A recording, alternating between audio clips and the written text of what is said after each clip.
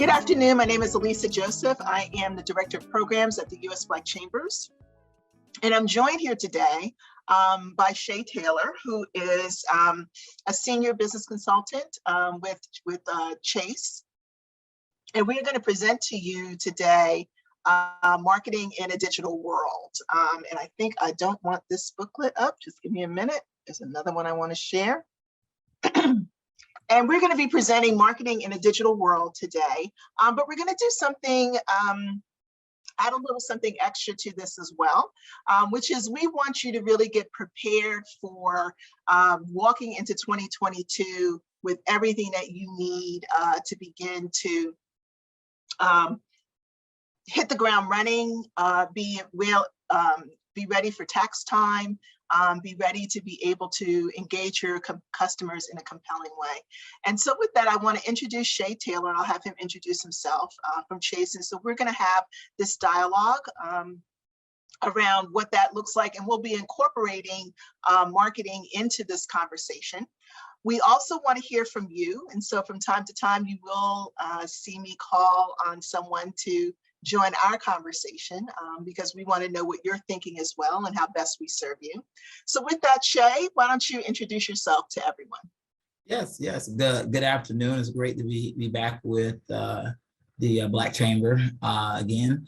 My name is Shay Taylor. I have been with Chase for 11 years, in the financial industry for 14 years. I'm a native of Atlanta, Georgia, and I am a part of our national team of senior consultants that work for Chase in helping Black and Latino entrepreneurs get to the next stage of their business. And so one of our functions is this today. We also offer some one-on-one coaching. Elisa, if it's okay, I can throw the link in the chat. So if anybody wants to see if there's a senior consultant in their city, please click that link there. Just put that you talk to Shay, the group knows who I am, and then they'll get you to the right people. So want to make sure we got that out for the team. Again, it's so glad to be here and happy to be connected with you guys again. And as always, glad to have you. And we're going to dive right in today. And so marketing in a digital world, as many of you have noticed, that's where we've had to be for the past 2 years with a new variant on the horizon. It's still forced us to stay in a digital space, but it's not a bad thing from the sense of us being able to reach a broader spectrum of customers and giving you an opportunity to really define who your customer base is and how you best go about attracting them to continuing to patronize you. Just a quick overview about Advancing Black Entrepreneurs. This program with Chase has enabled us to provide, this is now our 5th module that we're providing to Black business owners, really with the idea of really helping you navigate through these pandemic times and to help set you up for long-term success. And so we like for these webinars to be engaging with you. So we're open to answering questions as we move through. So just Phil Dunn is on the call as well with the U.S. Black Chambers. He'll be monitoring the chat. And so feel free to ask questions there. And as I mentioned, from time to time, we will bring you on to talk directly. And so today we're going to be talking about a few things. What's unique to your business, where your customers are located, how you maximize your online space, how you analyze and adjust your marketing strategy, and how you own your digital space. But we're going to do that in the context of really having you look across your branding, your marketing, your advertising, your customer engagement across Q1, Q2, Q3, and Q4.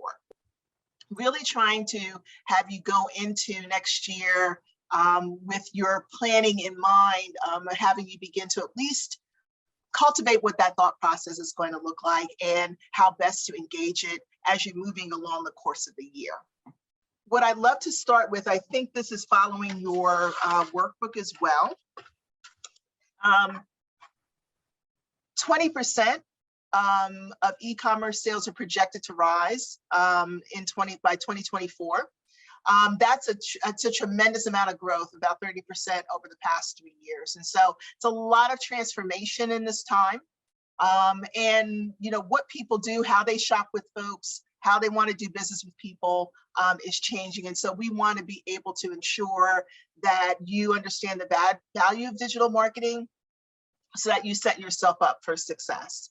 And so one of the things I'm just going to have you raise your hand, excuse me, for this poll is, have you increased your online business since March of 2022? And if you have, just raise your hand so we can get a sense of how many people have seen that change in 2022. Anybody's hands raised? Well, we're hoping that in going through this with you, you'll be able to see what you'll need to do moving forward. And so, as I mentioned, I talked about what we're going to cover today. And so we're just going to jump right into it. Of course, my slide is stuck. Here we go.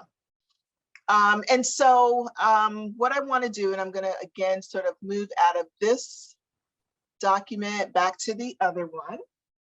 Here we go. So your business is very unique.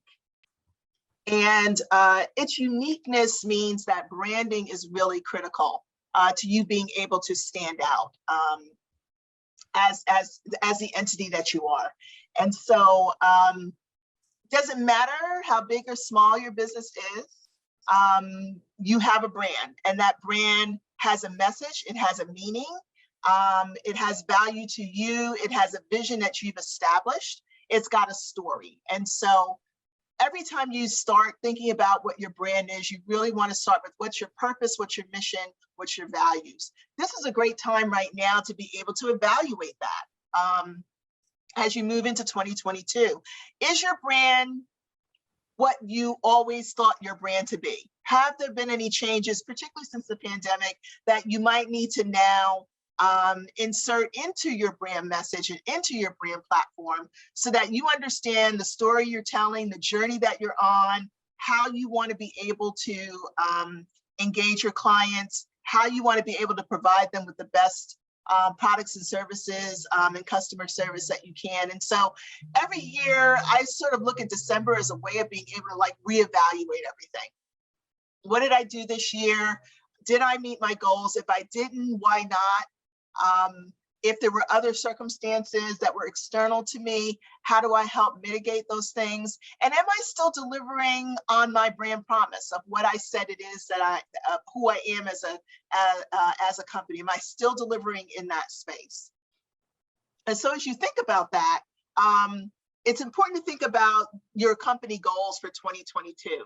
And this is where Shay and I are going to sort of debate this a little bit back and forth as we look at sort of 3 key areas that we've identified.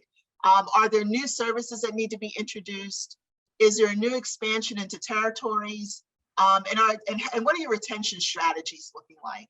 And so Shay, when you're talking to your clients, what is it in these 3 areas that you have them focused on in sort of reflecting over 2021 and beginning to prepare for 2022? Yeah, I think the thing that leads into this conversation is first I ask them who's their corporate crush. Who do they have a crush on corporately that they believe does business and engages with them in a way that they wish they could do so? I think it helps the owner to be able to visualize and reverse engineer because they're able now to look at themselves through the customer's eyes, which is hard to do when you're a business owner sometimes because you're so used to being at one side. So I love the corporate crush dynamic. And so what customers are typically doing is some people, I've seen some customers that have time digital marketing experiences. So they already have planning for the whole year. They have done their research to find out geographically where people purchasing, what states or what locations or were people purchasing their product from. I also tell owners to look at, if you're on any type of social media, is there a mechanism or a metric that you can look at all the people who follow you? So if you have a high concentration of people that either follow you or buy from you in a particular area, that can lead to a decision to market in that area. Everything doesn't have to be mass marketed. I've had a customer one time, he went nationally and lost money. And last time I talked to him, and I talked about 4 or 5 months later, he's like, "Yeah, we're focusing here." I'm like, "Oh, what happened to the national world takeover strategy?" He was like, "We lost money. It wasn't working." And what he found was his retention. It was hard for retention. And so it's important to have those particular strategies in place. So again, just to recap, start at looking at your corporate crush. Who does business that if you had a chance to do business a certain way, you would do it just like them? What company makes you feel the way you want your customers to be felt? And then from that, reverse engineer what their digital marketing email campaign looks like. Look at your metrics so you can understand the geographic and your customer type, dive deeper in that segmentation. And then those particular things I think will help with retention strategies, because let's just say I'm in Atlanta and let's say I'm known in the Southeast region, but I'm heavily selling in the Atlanta area, and my least amount of sales is in Miami. Well, if I didn't look at the metrics, I would have said, well, this stuff is popping here in Atlanta. We're going to go ahead and go to Miami. What really I should be doing is looking to dive deeper in Atlanta and get more customers, because we all know that it's easier to get a return customer. And word of mouth is less expensive getting that than going out searching for new customers. No, I would agree with that. I would say I want us to keep in mind corporate crush going through, because I think we'll revisit that as a theme as we go through this presentation today. As we look at the next piece, and this is what I talked about earlier, and we'll come back to talking about these areas. Typically, we're looking at first quarter in terms of what your planning look like, and you got tax pieces that you have to look at as well. Second quarter around sales and projections and revenue. Third quarter in the same space, and then fourth quarter kind of again that reflection, that annual sales review. So everything that we're going to talk about here today, leading into these strategies, will be important. And again, it's not one size fits all.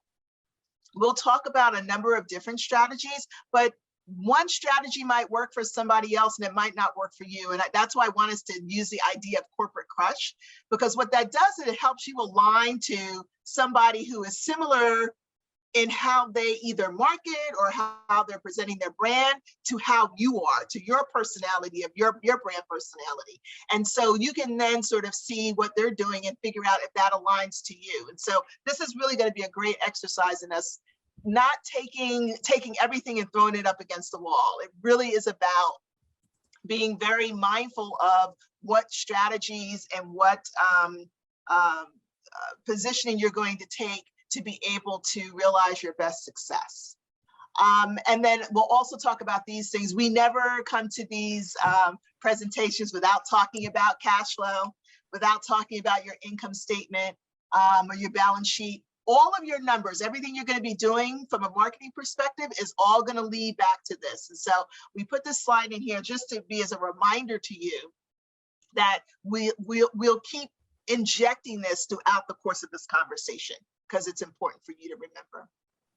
And so you're on, I think it's page 6 of your worksheet right now, that's really talking about what's important in a brand personality. We're not necessarily going to do this worksheet today, but I would like for you all to take time to take a look through it and really try to assess what your brand personality is. As you can see, there are a number of areas that you might be in the middle of some of this, you might be on one end or the other end, but understand, what your product is doing for customers. You are solving a solution, and make sure that you've always got that in mind.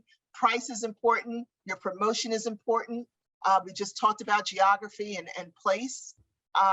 People, customer service is critical right now, because people can't always see you face to face. And so that is a key differentiator in what keeps you moving forward, or what holds you back. Your process, we're going to talk a little bit about that. And then packaging, physical appearance, and that could be website, that could be the actual package coming to you via the mail or from your store. So all of those things are considerations that you want to look in for branding. We are going to give you some homework, because that's what we do. And this is really just for you to think about, what are your customers thinking? So again, in this reflection point, right, we talked about retention of customers. What are your customers currently thinking about you? And how do they align with this empathy map? And so, take some time after this session to take a look at this, but it's really critical for you to understand what that looks like in order for you to begin to think about how to effectively market.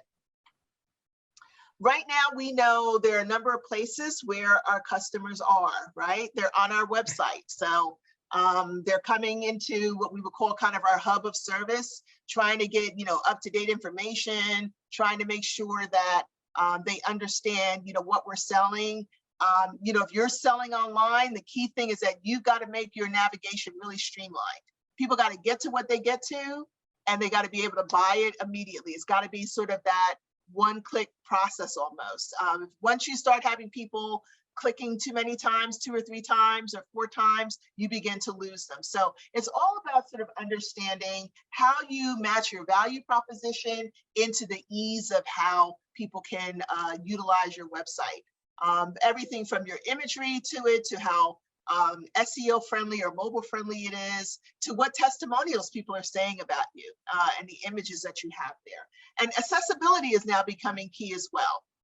So whether that's through the Americans with Disabilities Act, it's important for you to be compliant. Just know that there are a lot of areas that as you move your business to an online space, more and more you have to keep these things in mind. These are just some quick tools for you. I don't necessarily have a preference. I've worked in a few of these. I don't know about you, Shay, as well, but all of them, whether it's Squarespace, Wix, WordPress, Shopify is great in terms of building an e-commerce site. Websites have really come a long way from when I would say even 5 years ago. There's a lot more functionality in them. They're both mobile and desktop friendly in a way that they weren't before. So the orientation works a lot well. So don't feel, shy about choosing a template and letting it be an all-in-one system. It can really get you up and running very quickly to a place where you really want to invest maybe down the line in more of a digital website strategy and pay someone to do that. You can do that. But right now you can start your business today. And it literally only take you like less than an hour if you pick the right template. Your thoughts, Shay, on that? Yeah, I was going to double tap in and say, one of the things that entrepreneurs, whether it's startup to a budding growing business, that kind of nips them in the heel is over analyzing and overthinking. And the website is one of them. It's 2 places I see. They're necessary places. It's either the business plan. I got an entrepreneur working on a business plan. I got a friend, I'm not going to go into the story, but he's working on his business plan for 2 years. And he said February 2020 was going to be his year. We all know what happened in March. So, and then you got the website. I have another business owner right now that I just a mentee. They've been working on a website for 5 months. Both are important. Can't stress that enough. But it is important to get out in the field to play. And a lot of times what I see with entrepreneurs, they overthink the website. These templates are great. You can get something set up quick. And if you have a good product, you're out there and you're competitive, let your customer sales dictate how and when you're ready to improve the site. And that's maybe something you can look at an annual basis. So I tell owners, just like you do your car maintenance, or for the ladies out there to do their hair maintenance or nail maintenance, have that on the calendar, on a calendar thing. So like, for instance, maybe once a quarter, you spend 2 hours just overseeing and doing assessment of your tools. The biggest thing is don't stop during the process of business where you should be generating sales every Monday, Tuesday, sporadically, overlooking, overthinking, and overanalyzing the website. Get it out there, make improvements. There's a reason why the edit button wasn't invented. Let's use it. So that's my 2 cents on that. Yeah, I would agree with that, Shay. A lot of times I think we think it all has to be perfect in the outset. And the beauty of leveraging a template is you can add another tab or button anytime you want to. You can go back in and update it anytime you want to. So the most important thing is to be visible, not so much to have everything, to perfection where you lose the opportunity to sell. So I would definitely agree with you on that. Social media, we're all out there. We got a lot of different identities. We got, our individual identities. We've got some business identities. My business and my personal identities are pretty much intertwined. If I wouldn't say it in business, I don't put it on my site. That's my logic for myself. And so you have to think about what you're doing in social. If you want to have a social presence for your business, and I would suggest that you do that, make sure that you're not overlapping with your personal, that whatever your brand promise or sort of your brand personality, however that's showing, you need consistency across the board. And so you can see, I'm sure all of you are familiar with every one of these platforms. They're all used differently. They're all used based on demographics, of your business and who your customer is and where they're going to frequent the most. But those are kinds of things that you need to be thinking about when you're leveraging social media. The other thing I would say is you don't have to use every single one of these tools. And I'm gonna let Shay say a little bit more about that as well. There are times where you might start out with one or two, build onto something that makes sense. For me, as a business, LinkedIn makes a lot of sense. Business to business for a lot of things. If you've got consumers, we know consumers are sitting, in that Facebook, Twitter, Instagram space for the most part, right? So you have to sort of know where your people are, know how you can promote. Within Facebook, particularly, you can purchase ads. You can do smaller ad buys that let you get out and have a larger reach for folks.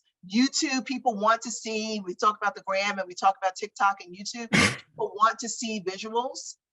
And so again, I wouldn't invest time trying to be in every single platform. I would invest time trying to figure out which one works best for me. Shay? Yeah, I think it's also important one thing about social media, and I think this maybe comes along with it, is you can accidentally fall into groupthink.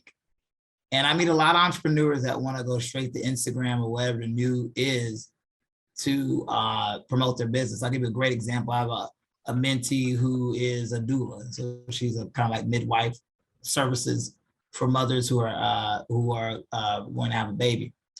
And in our marketing standpoint, what we talked about is I said, where are you advertising? She's like, oh, Instagram, Facebook.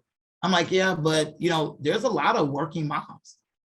And so we went to LinkedIn. There was nobody from what we saw offering these particular services. So, we used an application, I think she used Canva or something like that, made it, professional. And she gets hit up on LinkedIn a good amount of times, almost to the point that she's ready to pay for LinkedIn because she wants to now go hunt clients as well. Because LinkedIn has a service, I think, for maybe $700 a year where you can have unlimited, the database is all the way open up. I tell people don't do that just yet, but I think that if I can double tap on LinkedIn, they're not paying me at all. But I will say that there's a lot of times owners think about your industry and you want to be an industry leader. When you're an industry leader, you know every facet of your industry. And when you think about industry leaders, they're going to play in a space on LinkedIn. I don't care whether you're selling candles. I don't care if you're selling t-shirts. I don't care if it's a restaurant, SEO, whatever things that you want to do. The professional side is so important, and really utilizing LinkedIn and B2B and developing relationships is something that I think a lot of people miss.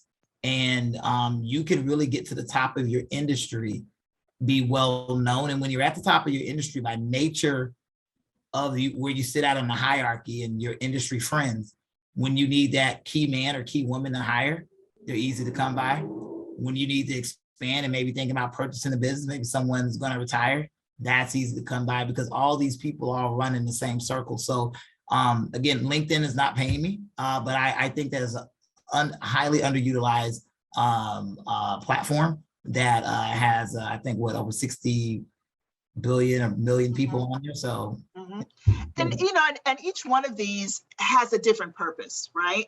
Yeah. LinkedIn for me, if to your point, Shay, particularly if you're talking about wanting to be a leader in your industry, wanting to really demonstrate some thought leadership, LinkedIn is the place where you can do all of that. You can, find employees there. You can really become an industry expert in what you're doing. Pinterest, TikTok, the Gram, those are great places to be able to showcase products and services. Facebook and Twitter to some degree are great places to be able to corral an audience of like-minded thinkers who are, rooting for you and like what you're doing and can comment on that and really kind of help you even, make those sort of changes and shifts, in what you're doing. And then YouTube obviously, allows you to kind of promote visually in a way that here's a link and just, let's go for it. So again, just understand why you're using the social media app that you're using, and let it really provide you with the greatest amount of benefit. 100%. This is a little bit what we just talked about in terms of how to be successful on social media. I will tell you, having a social media calendar is important, an editorial calendar. So whether you did it across, recognition months, or whether you did it based on specific things that are important to your industry months, or whether you did it based on people's birthdays, whatever that might be, it's important to kind of have a calendar that allows you to be able to schedule your messages and to place them in advance, right? Authenticity is critical in this process, right? You're managing your online reputation. So you want to be as authentic as possible, but you also want to be credible in the space. And so all those things are really important when you think about how to best leverage social media, how to get customers to follow you, how to be able to really manage effectively and get your message out. We're not going to spend a lot of time in paying for social media, but just very quickly, as I mentioned, you can buy ads, Facebook ads to be able to, I know a lot of you now see sort of sponsored ads on Facebook or Instagram and the like. Those are paid ads. And you're paying, and it's really not a lot of money to be able to reach people. And so it's a inexpensive way of being able to advertise, and one that you might want to look into depending on, who you're trying to reach. Email marketing is sort of the next thing, a little bit more structure in the email marketing space, another way of kind of cultivating a customer base, because people basically kind of opt in. But the idea is for you to have some leverage of call to action for them to do something with you, whether that is opting in to get your newsletter, whether that is opting in to hear more about a particular, product or service, whether or not you can take that and then take that group of people that's maybe interested in one thing and tailor a message to them. So, all of these tools and channels are used in different ways. The stat we have here is 40% of consumers believe email is the best channel for company contact, preferring it almost twice as much. So again, it's about thinking about what are your customers looking for. Thoughts, Shay? No, I think, again, it's one of those things where you want to continue to look at the data. I think owners, you don't want to go off your gut. And so if you have been, let's say this is your second, third year in business, and you have some data from the years before, take a look at it from there, and that can help kind of guide your way, especially when you think about paying for social media. There are a lot of people out there that are leveraging social media without paying for it. And I think one of the biggest things I love down here on the slide is they're able to create FOMO, the fear of missing out. I think that the one, when I think about my corporate crushes, or, when I get some package that I bought on Instagram and I don't even remember buying it, they created FOMO right there at the time. Absolutely. So I just had to have it. I just had to have it. I don't even know what it is. I'm like, I don't know what it is, but I have to have it. And let's just spend just one more minute here, because I want to tie that corporate crush piece back to it. I don't know if many of you are aware of Slutty Vegan, which is a restaurant in Atlanta. She uses Instagram extremely well, in a way where, first of all, she's not even on it. Anyone coming into the store is on it. pretty much giving a testimonial, pretty much getting slutified, which is their term for their brand, right?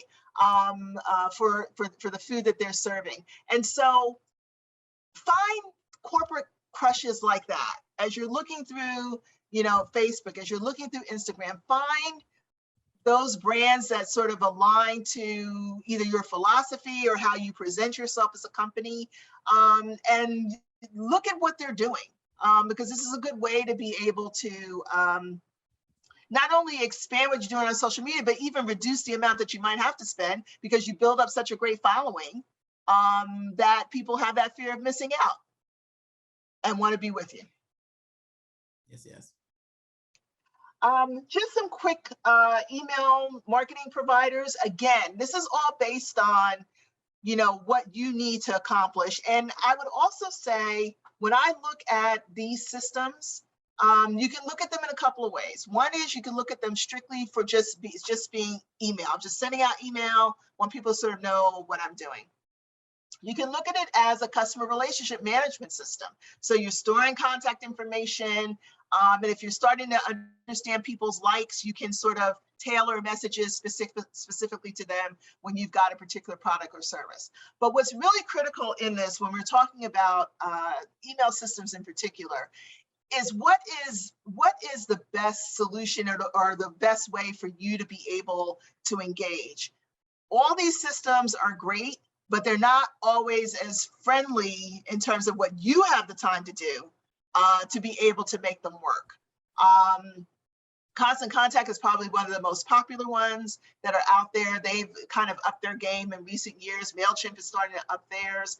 HubSpot spends a time in trying to really kind of incorporate CRM with marketing. And so every one of these has a different take and a different value. But for me, it's about if you can't upload your image in a way that works for you, or you can't, you pull up a template and you can't easily make revisions to that, that might not be the software for you. Find the thing that works for you.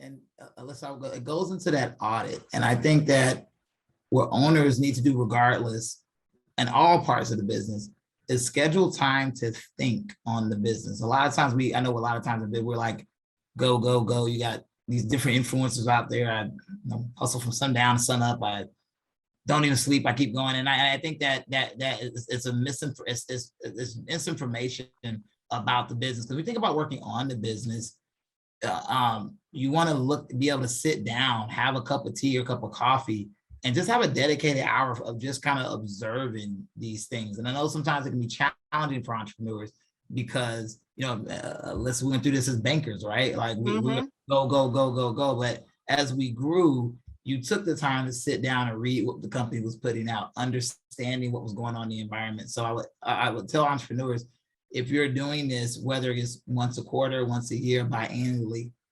schedule it, like physically schedule it. Go into your calendar and block off that time, 10 to 12 every 3 weeks on a Monday, because that's my slowest day. I'm going to sit down and just assess my tools. And the frequency that you assess is the frequency of usage. So, I may not take my TV to the TV person or whatever. I don't know if it's TV person making it up, but because I use it, but it's not really, it doesn't really require that, or I don't, or a chair. I'm not taking it to the chair place because it just doesn't require that. But my car is always going somewhere to the mechanic, or either quarterly, biannually, or whatever, because I need to touch it. But not only that, it's the most important piece of me getting around, having a work life, a social life, and family life. And so if you're really relying on these tools and they are your bread and butter, they're the lifeline of your business, then I think it is more than appropriate, at minimum quarterly, taking 1-2 hours in the morning, and just kind of sitting down and assessing and looking at the numbers and really saying, hey, does this work? Is there something else that is out there? But really build that time in, like literally click the calendar and put 10 to 12 and block it off. So someone wants to call and want some of your time, you can say, hey, that time is spoken for. So just to add some thought process around the evaluation of these different softwares. No, I would agree with that. The other thing I would say is we're going to talk a little bit now about the email lead piece. And Shay, what I'd love for us to do is let's tie it back to this idea of what happens for Q1, Q2 in particular. And also, what does that look like when we're talking about sales revenue? Yes. Because the whole point of utilizing these tools is to drive sales at the end of the day, right? Would you not agree? Agree. And there's a variety of different ways to do that, but we want you to be thinking about, if you're going to be using a tool and you're going to be investing money, you got to have a return on your investment. That return on your investment is either, you know, how many people, when you look at your analytics, what's going on there, or how many sales you're generating, right? And at the end of the day, the analytics are great, but if you don't get the sales volume, it doesn't mean anything. So let's really talk about email capture leads right now. And we want to tie that back to what we showed you all earlier, which is what our Q1, Q2 thinking can be in this space. There's some really great ideas here about how to capture leads. If you can see this example here shows you that like plants is a lead, right? It pops up, you all are used to seeing pop-ups and they ask you for your email address. This is a lead capture tool. So when they say create a pop-up on your website, that's exactly what this is right here. You can offer giveaways. If people share their content, it allows you to actually to do more than just get their email address, ask a few more questions about them as well, get to learn a little bit more about them. You can encourage them to follow you on social media by having them sign up for discounts or special offers. You can let them join your email list at the time that they purchase. So not only, so say this pop-up didn't come up, but at the end of the day, they go through their sales process and the last thing they're able to do is to also click that button to join your email list. It allows you to share other tools and resources for folks that would be valuable to them. And you can also hold contest drawings and the like as part of it. And so those are the ways that you want to be able to leverage any of these tools that you're using. You need to capture customer information and you need to turn that customer information into a sale. And so as we move into this, how to be successful with email, this gets us back to segmenting and targeting your audience. So Shay, I'm thinking Q1, that's January, February, March. I know I got tax season, so I know I got to go back and look at stuff I got to get together to put together for taxes. But I also know that,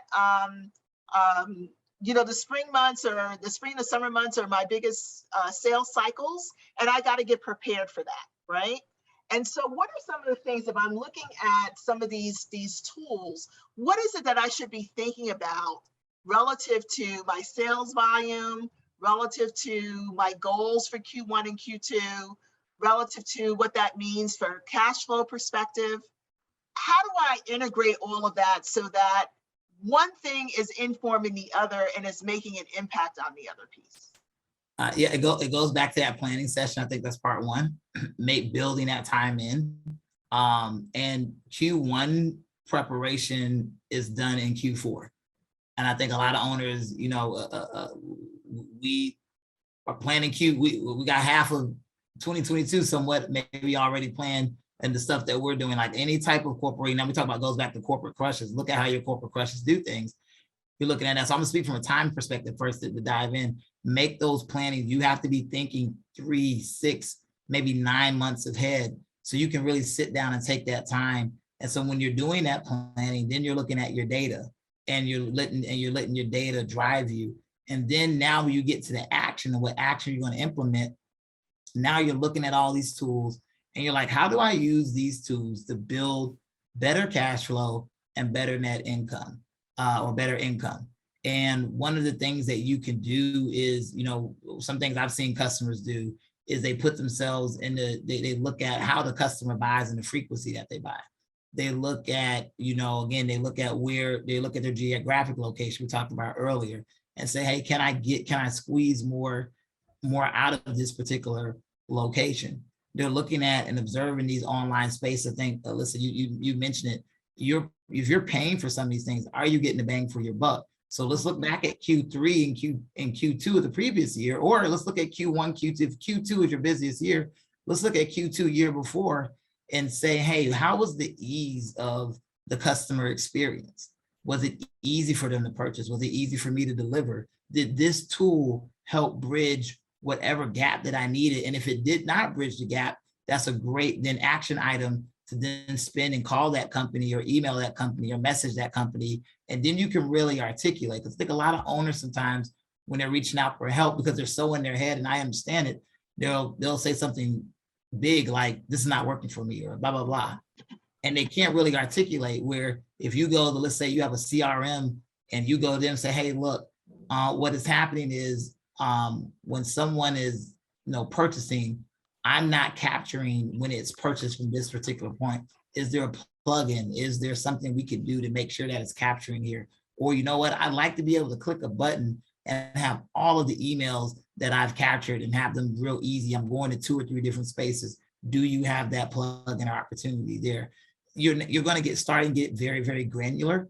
And then you can advise, you can now know if these are good tools for you. And if they are good tools for you, one of the ways you're going to measure it is increased sales, the ease in those increased sales, and your stress level in executing that. Did it go down or up with that tool? Absolutely. And just make a note for yourselves. You all will get this presentation afterwards if you don't have it already. But page 28, I'm sorry, 23 gives you a list of other places to be looking at. But whenever you're thinking about this, I really want you to be tying this back to your sales volume. Yeah. It's wonderful to have these tools, but at the end of the day, they need to work for you and they need to drive sales for you. Listen, if I could think Yes. of the tools, it'll give an allegory. The tools are like building a house. Mm-hmm. And if the tool doesn't build a house, we don't need the tool, right? So we're building a tool, we're building a house. We go to Home Depot. We are getting hammers, we're getting saws, we're getting all that stuff. We may not be getting scissors or hedgers because it's not a tool to build a house. And so I don't know if we had it, but I think a tool inventory is good as well for owners. Keep a tool inventory. All that is, don't overcomplicate it, an Excel sheet. Put all the tools you're listing or you're listed out in one place. Put what you're using them for. They're going to be great for you on those strategy thinking days, because you'll look up like, oh, we're paying this much, but we're not really using this tool. So I can cut this, I can cut this. I can now move here. Can I consolidate this? I don't want more than X, Y, or Z. So think of tools is, do they build the revenue that you're wanting? And if they're not assisting in any type of way, then we have to then take another look to see if we're using them right or if it's the right tool. I would definitely agree. We're going to move to talking about being in online, maximizing your online spaces with search engine optimization. Google My Business is a great way to kind of create your profile so you could be found. Everyone looking for someone right now goes to Google. The first thing I do is I go to Google when I'm looking for somebody. Doesn't matter what it is, doesn't matter what product it is, doesn't matter whose name it is. That is my first line of attack.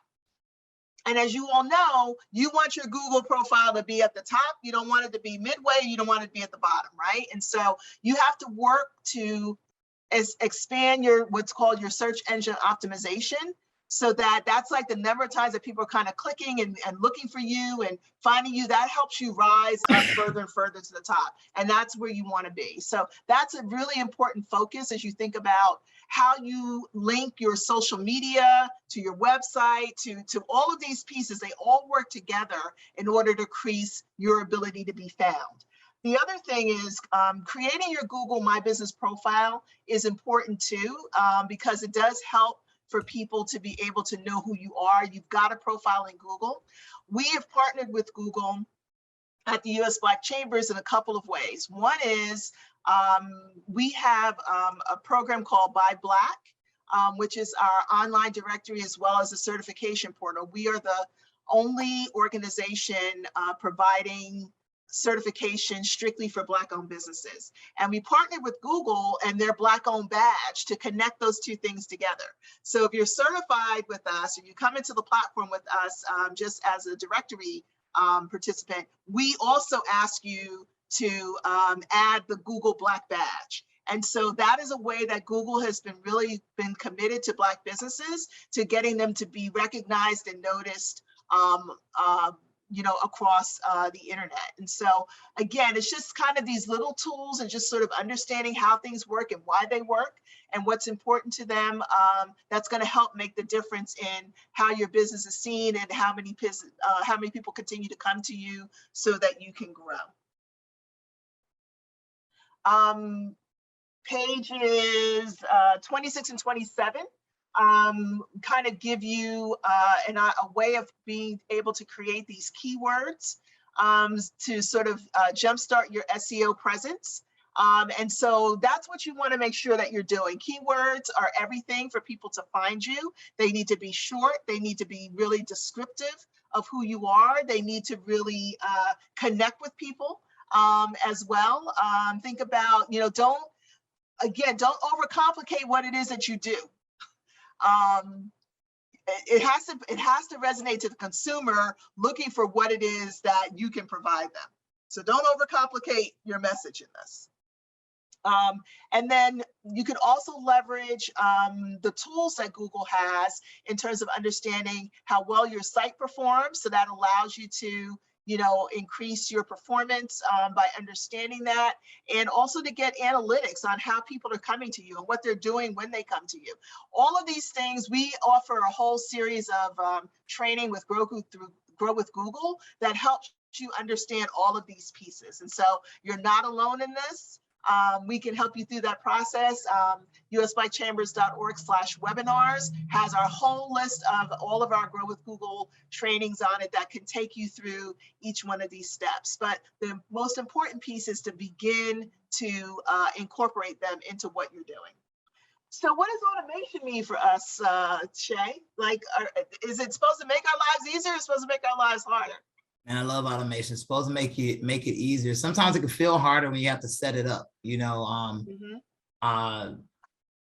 you work for a company and the company gets a new CRM or whatever, you just got to learn to use it. But when you become an entrepreneur, there's a setup, and a lot of times entrepreneurs will throw the CRM away because they're like, it's too much, and I can understand it. I was actually anticipating the slide. I was looking at a CRM.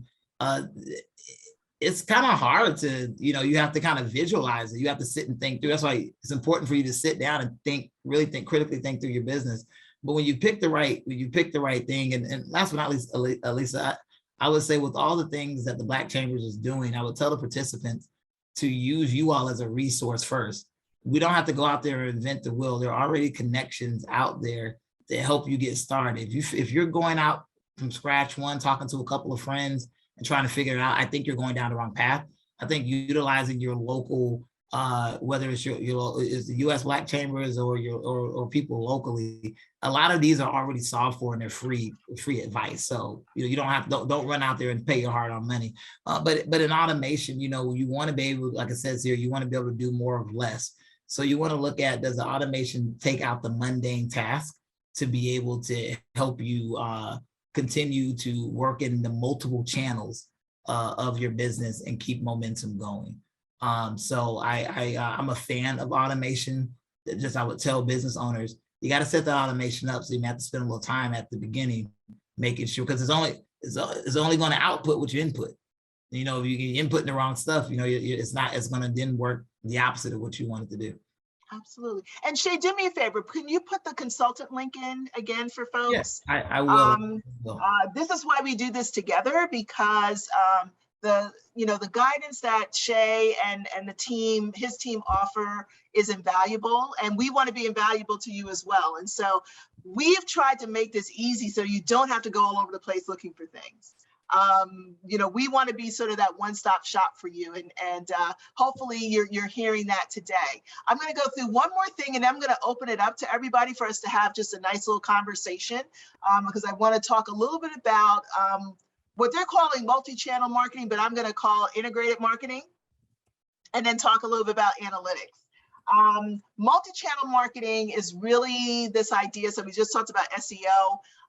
And that's sort of a build on that. It really is about how do you take all of the elements that you have and connect them together. And so, and I think the same way around what I call integrated marketing is that if I am trying to get a message out to you, how many channels am I using to make that happen? And how do I make sure that they're all consistent and it's all coming to you in the same way so that you get it? And so some great ideas here, which is, you've got a website, you've got, that might have, a blog post in it, it might have your e-commerce site in it, it might just have general resource information. You want to make sure you link it to social.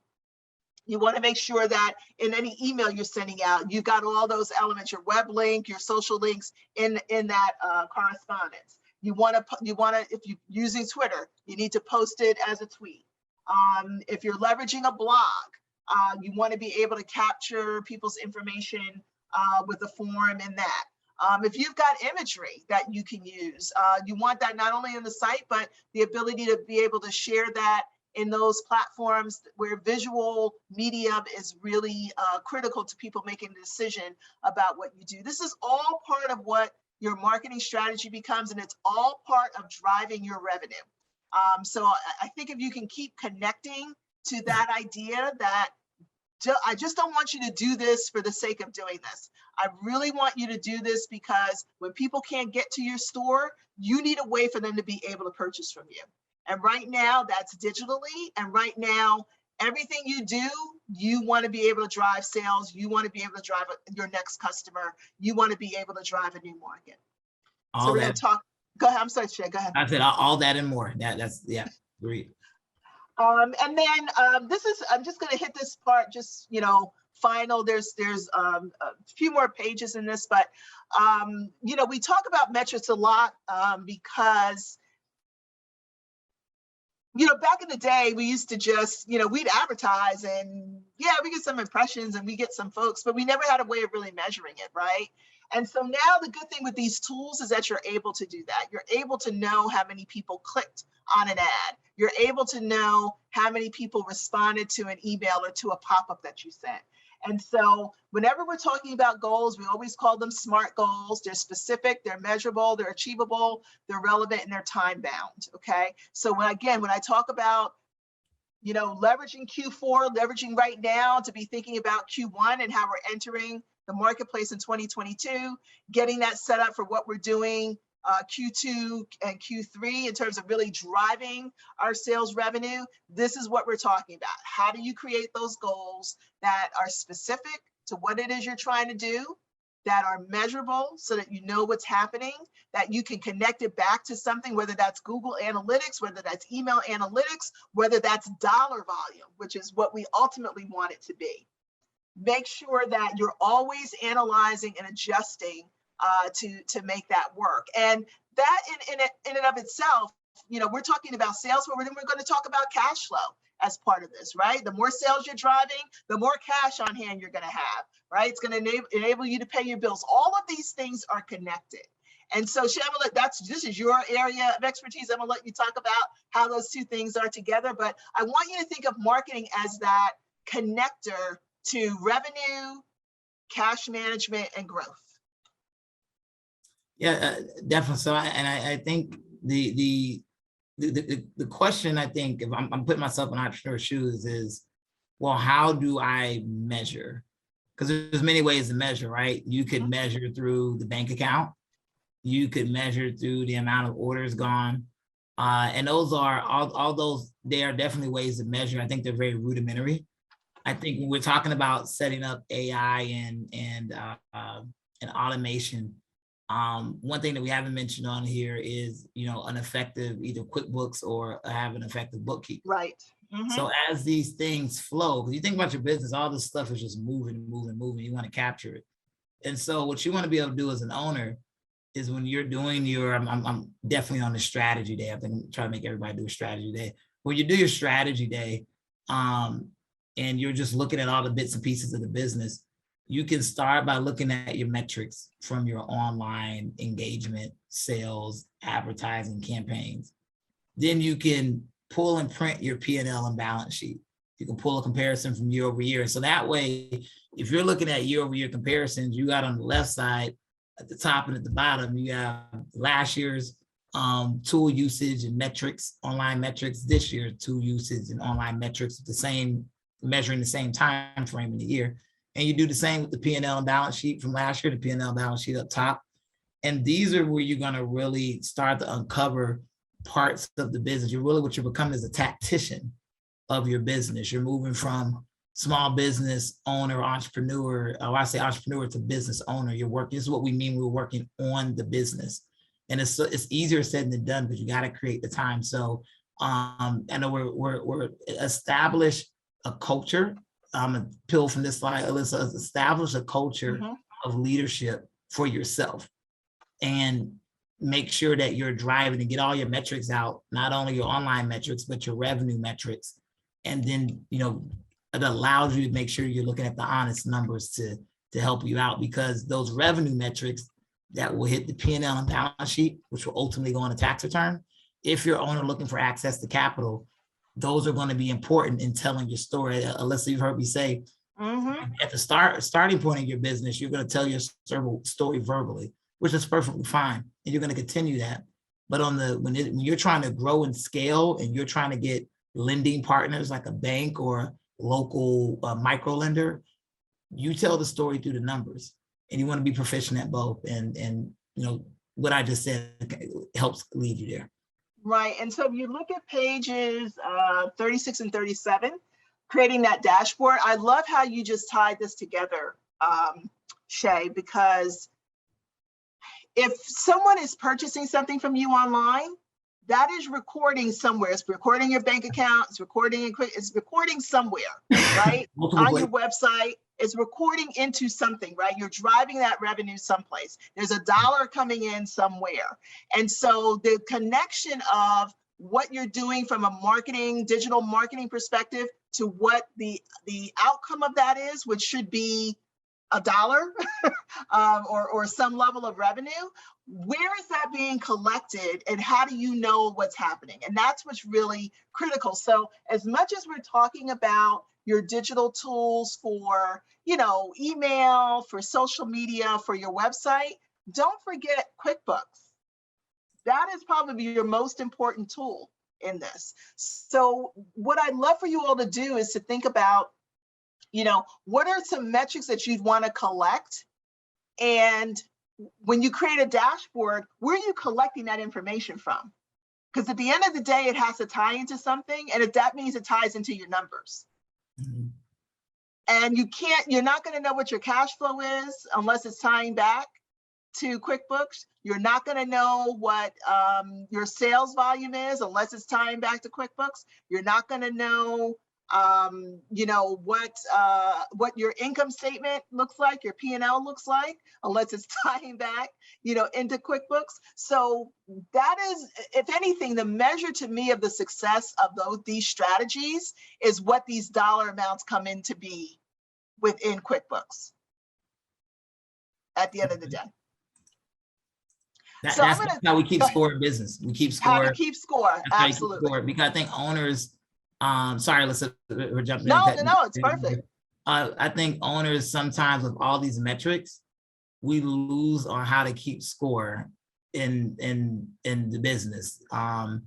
It's almost like a complicated game of 3D chess where and I tell owners all the time, I've never seen anybody purchase anything with likes on Instagram or likes on Facebook. I've never seen that. I've just never seen it. And now, can that translate to dollars? Yes, it can. But if I meet a lot of new owners that they feel blossom because social media that's one of the downsides of social media. It can make you feel a lot bigger than you are. It cuts both ways. It makes you feel a lot bigger than you are. It's a good thing. But sometimes if you internalize it, you feel a lot bigger than you are, and you're using the metric and you're getting the wrong data that is fulfilling a bias that you may already have about the business.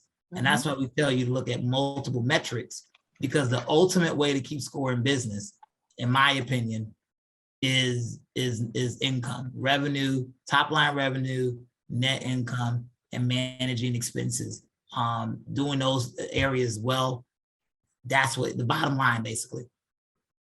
I would agree with that wholeheartedly, Shay. I mean, you know, because of how our society is driven, you know, by likes and, you know, how many followers everyone has, unless you've got sponsorship for that followership, it doesn't matter.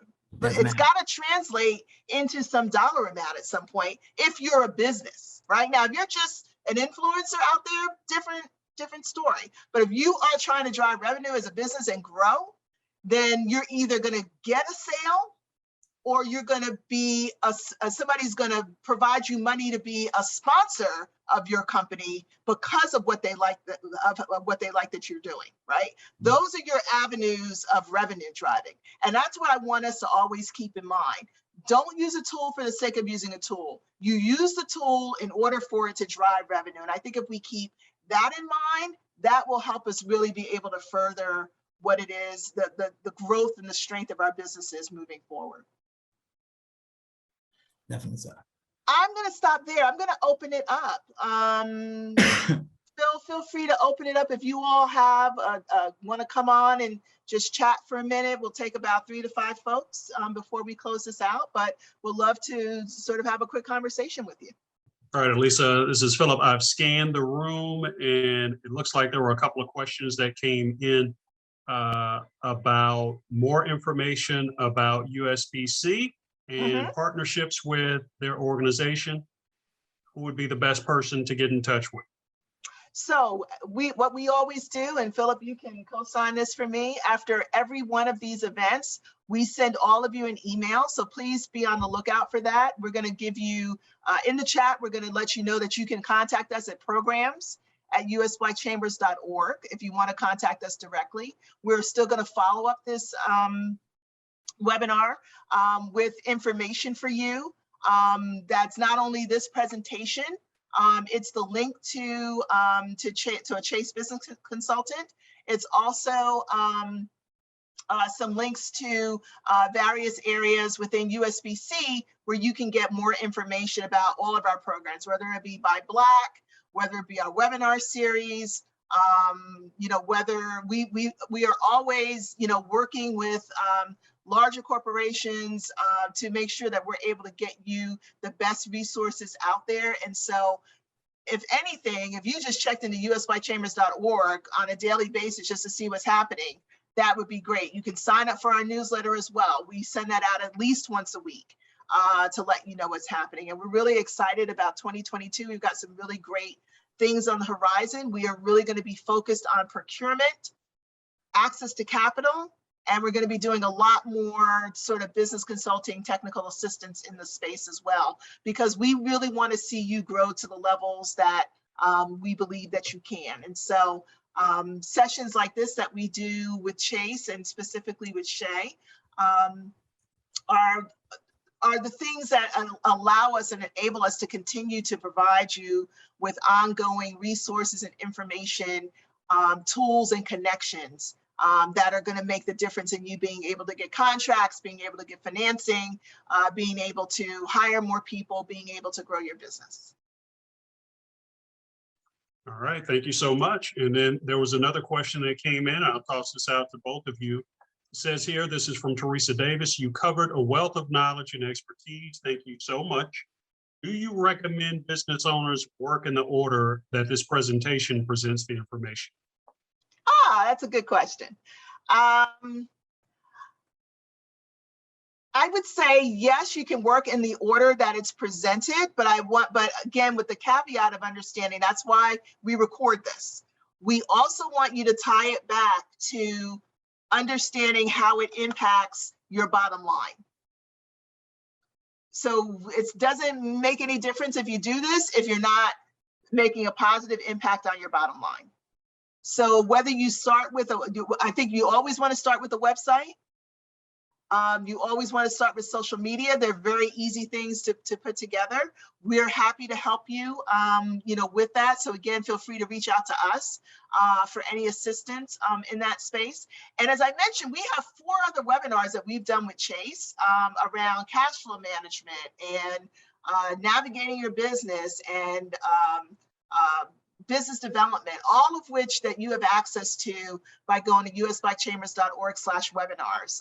And we do repeat those, and we also have replay sessions that we do as well to kind of talk to people and take questions and answers.